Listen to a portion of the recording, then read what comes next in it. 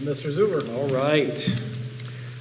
Just a few things. Congratulations to our marching band. Finished 5th in the state of Michigan. It was excellent. I know there was a couple technical glitches that they were a little nervous about, like in the last seconds before they started and right at the end, but it was so amazing to see them do their thing. It was 8:40 a.m. a week ago Saturday at Ford Field, and they were great. They were just really, really proud, and very proud of all of them, and of Mr. DeYoung and all of our band staff. So they did a fantastic job. I mean, it's only going to go up from there. It was really cool. Also, Brody Delamater, one of our students, had a good showing at the MHS AA State Finals in cross country. We don't get people that qualify for that all the time, so congratulations to him. He works his tail off. I actually saw him pounding the pavement today as I don't remember which direction I was driving, but he was out running, so he does that all the time. He's a good young man and has earned everything he's gotten so far. Staying in the athletic arena, winter sports begin today. Varsity boys basketball has started. I think tryouts start today. Other sports are starting today and into next week. It's hard to believe that it's mid-November and Thanksgiving's a week from Thursday already. It's amazing. This week at the EL&PC, they're having Classroom Learning Lab this week. Brianna Smith is hosting, so thank you to her. That's a big thing to do, and we've talked about this a little bit. That's part of our strategic plan. Is each building every year will have at least one, and this is their first one. I know the elementary and PC usually have at least one. And so thanks to our instructional coach, Haley Webb, for facilitating that. It's always great learning. I think it's the best professional development we can do as teaching staff. So that's this week. That's Thursday, I think, if I remember correctly. I've talked to you guys a little bit about this. Mr. Williams, our tech folks, and some of our staff. We had, I think, some counselors there, some secretarial staff, some teachers at the RESA last week.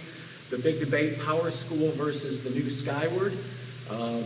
It's getting to be decision time. From our end of things, the cost makes me a little bit nervous for Power School. I think it's probably a better product. I've used both. It's a better product. But in meeting with the people we met with, there was a couple people from Kennewood Hills Public Schools that were on a Zoom call with people from the county there. And one thing they said made me a little nervous was that they paid almost as much in add-ons for Power School as they have with the initial program. So we're digging a little deeper into that. But again, we talked about this last month. The reason that we're looking at changing is we've used Skyward as a county for a long time. They are changing, like completely revamping what they're doing, new systems, new costs, new learning of everything. So the RESA asked if it was okay if we explored other options, and so that's where we are. So in talking with other superintendents across the county, there's a couple that are hardcore, yes, Power School, a couple that are, will be okay with Skyward, and one that's really, really on the fence and could care less. So we're probably leaning, if I were to say it out loud, I guess, leaning a little more toward Skyward would make more, the new Skyward, whatever it's called, would make more sense for us probably, but knowing Power School is very, very good. So we've got a superintendent's meeting this Friday morning, and I'm sure that will be a big topic of discussion. So we'll keep everybody posted with that. And again, it's all a student information system. So that's another thing that Kennewood Hills does, which is different than any school district in our county, has their LMS, which is a learning management system for students attached to their student information system. Excuse me. And that would be like chalkboard or Canvas or anything like that. Anybody that's had a couple college classes where you can do all of your lesson planning, all of your, you can do a lot of assignments through that, but nobody in our county has that. So it's something that we may end up looking to do at some point, but right now it's just going to be the student information system piece of the Power School and the new Skyward. So more to come. I'm sure you're on the answers edge. Waiting.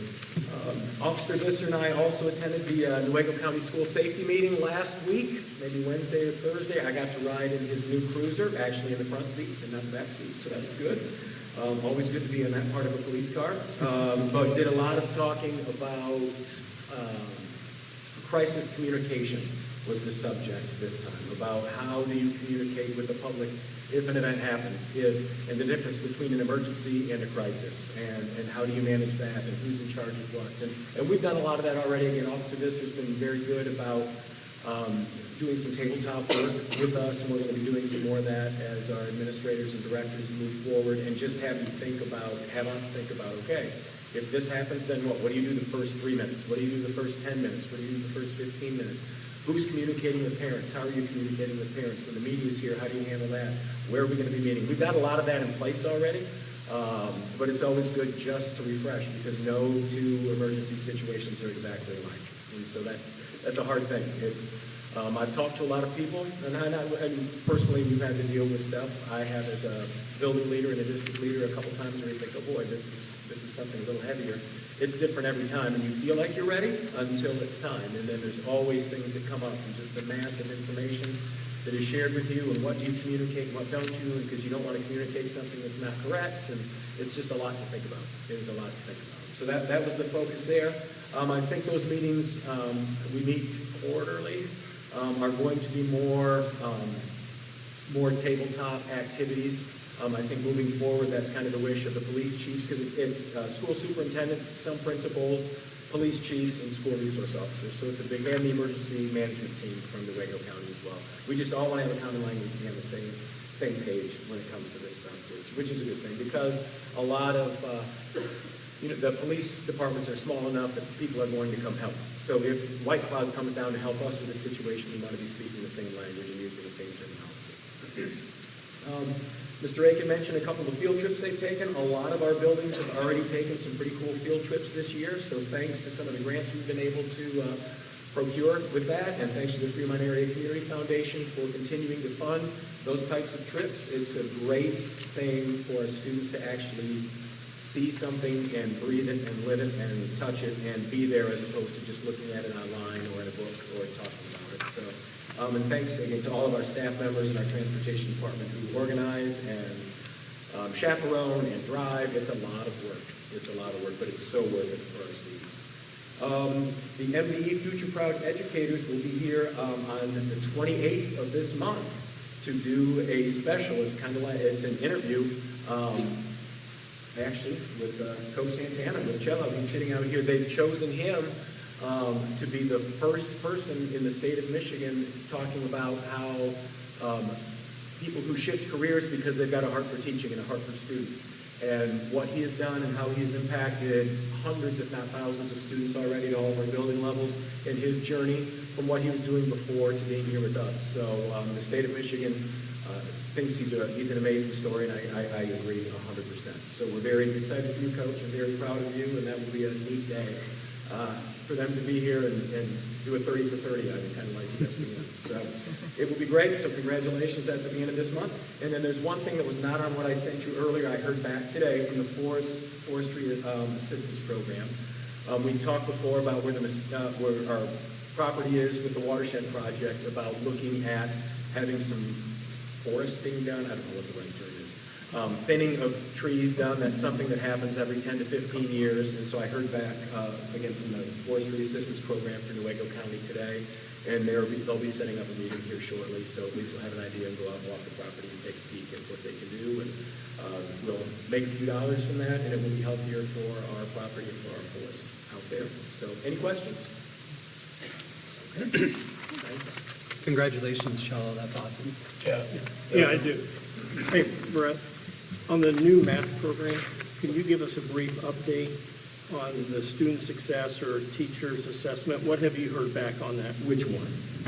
We got a couple different ones, high school or elementary. It'd be the elementary. Okay, yep. It's going very well. It's hard, though. It's really, really hard. There's a lot of, it's a lot more hands-on. It's a lot more rigorous. It's just very, very different for our teachers and very, very different for our students, but it's worth it. It is going to be worth it. It's, like we talked about months ago when we decided to go with Bridges, we were behind. Our scores were showing it, and the curriculum that was chosen 8 to 10 years ago, in talking to our principals, the ones that were here, most of them were here all, with that as well, there were 3 choices presented, and they said it was basically the least of the 3 evils. That none of them were great at the time. There's been a lot of research done, a lot of changes made, and a lot of advancements made, and a lot of the schools, like we talked about earlier, months ago, a lot of schools in Kent County are using this, in Kent ISD, and it's just really been a game changer for them. But it's hard. It's very, very different than what we do. In response of the students, are their grades? A little bit lower? Are they running in the middle, or how's that working? Well, I haven't looked at all their grades specifically, but from talking to the staff, talking to the teaching staff, they kind of get a smile on their face, kind of a smile, I guess, or like, ooh, this is different, this is hard, and this is an adjustment for all of us. And so I know some of the early testing has happened, but in order for a curriculum to really, really make a difference, we're going to have to be in it for a little while, and it's been 2.5 months. But, Carol could probably answer that very well, and Carol and Travis answer that as well. It's just very different. It's a very different way of looking at math, and a lot of small group work, and just a lot of the way we're thinking about it and doing things. But it's great. It's needed. It's very, very needed and necessary. So, yeah. And I don't know, Mrs. Dawson or Mr. Ross, anything you'd like to add? Yeah, I mean, we've done pretty much the first 2 unit tests now. So in looking at the first unit test, it was rough. The students just don't know how to do that depth of the problem. But after the first unit test already, we're seeing good increases. Still definitely a lot of room to grow, but the teachers are learning that deeper rigor of instruction, and the students are learning how to handle more than just an algorithm problem where it's just like, okay, 6 times 3. So now it's like 3 layers of 3 layers of questions in the problem. But that takes a lot of work to figure that out. And they have to be able to read it and break it down. There's a lot of work just around understanding complicated thinking. But we're excited about it. We're spending a ton of time on that on our half days and on our PD time, and breaking down all the pieces that go along with it. There's a ton of hands-on stuff, so the kids are really enjoying that part. And a lot of teachers have, come back to us and said, it's really hard, but I'm really glad we're doing it. I'm noticing like this deeper level of thinking going on, and kind of just blowing their minds with what kids are able to take in and start to sort out as they're thinking about that. But there's a lot. We've done our updates of like what our non-negotiables are. It's non-negotiable that you will have 80 minutes of math in your instructional day. And so there are pieces to that are the program, and then there's the number corner that goes along with the program that does all sorts of additional numeracy pieces for every student. And so, yeah, we're noticing a big shift, like Brett said. It's too early to tell where we'll end up, but we both think that we're definitely on track for greater scores and greater understanding of math. Do you think by like our January meeting we could have a good thorough update? Would be halfway through and just kind of give us a synopsis about where we're at, the student levels, what are their grades, and some of the teachers' responses. I think that would be good if we had at least halfway through the year report that we can monitor. And one thing to just remember is grades aren't necessarily, they can be subjective. So, and that's one thing we can get in depth, and we can maybe give some demonstrations about what they're doing, because like Carol had said, it's very deep thinking. And I'm sure as you are all aware, even on like SAT test, all the math questions are reading. It's not just numbers, it's a reading test. You need to be able to decipher and technical reading and all of that. So that's where this is different. Instead of, like she said, memorizing things like that, there's a lot of logical thinking that has to be done. We can give some examples. Yeah. Well, we don't actually do grades at the elementary, so we do report cards, but we report out on, how they're. It's like competencies. Yeah. So it's not an ABCD. No, that's fine. I think it'd just be good, for us to monitor it throughout the year, so we kind of see where we're going and how it's going to look for next year. It'd just be a good way to communicate and follow this program through.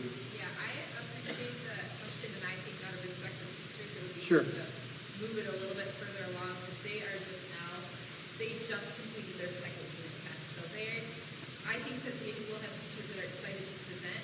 I think we need to get a little bit more, I feel like maybe in the early spring, that would be after we've done like 4 or 5 unit assessments. Okay. We can gather that. Yeah, that'd be fair. Like a longitudinal look at what that looks like, because they're still definitely feeling it out, and they're still under a lot of pressure to land almost daily right now, but they're excited. I just want to give them enough time to collect the data that they would be able to give. No, that's fair. Yeah. But yeah, we'll look at something in the spring to bring that forward. Okay.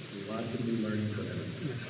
I think it's just great that we switched over finally, to a program that's more up to speed with, 21st century learning skills. And I know from like the school I work with, at my job, putting students in those situations where yes, you may be learning math, but you that whole interdisciplinary kind of approach that involves so much more skills and training, and training their brains basically, to think in different ways, translates to not just math, but all subject areas. So I'm really excited to see what will come of this, and I also thank everybody for switching gears and doing something that's new and challenging. I think that'll be good overall.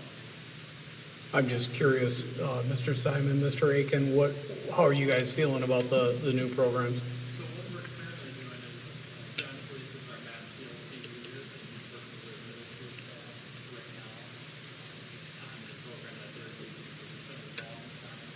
Basically, that's to purchase a series to help with that.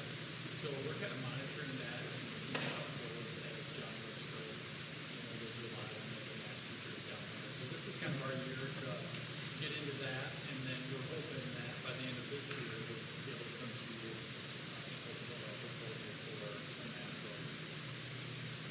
Okay. From our end, you're basically starting in fifth grade, so our kids have all done 4 years of fifth grade. So you can imagine how that is. We're adjusting, we're adapting.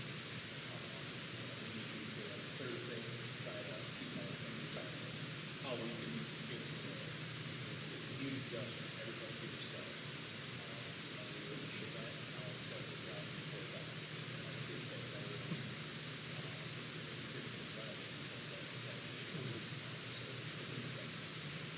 totally different ways.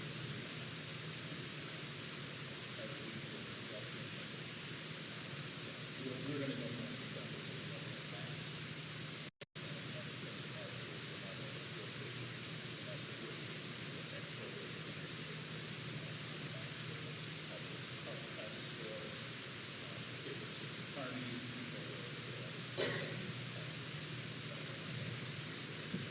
Yeah, that'll be interesting to see. Okay, good. Any other questions for Mr. Zuver? All right. Finance.